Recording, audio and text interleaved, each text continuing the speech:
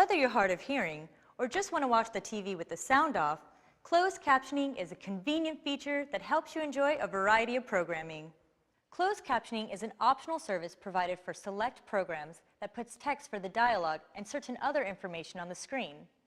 The signal is included with the movie or TV show and needs to be decoded in order to be displayed. If you use a cable or satellite set-top box, this decoding is done by the box, so you'll need to turn this feature on in the settings menu of your particular device. If you use an over-the-air antenna or a direct cable connection without a cable box, the television will be decoding the closed captioning signal. To turn on this feature on your LG Smart TV, press the Home button on your remote control, then click on the Settings icon, then Accessibility in the bottom left corner. Begin by clicking Closed Caption, then clicking On, and then Analog Mode.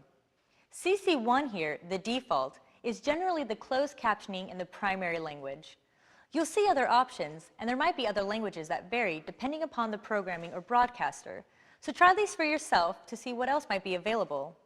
In some cases, you might need to adjust the digital mode, so just click on this bar and then select whichever option works with your digital service provider. Want to customize your closed captions even further?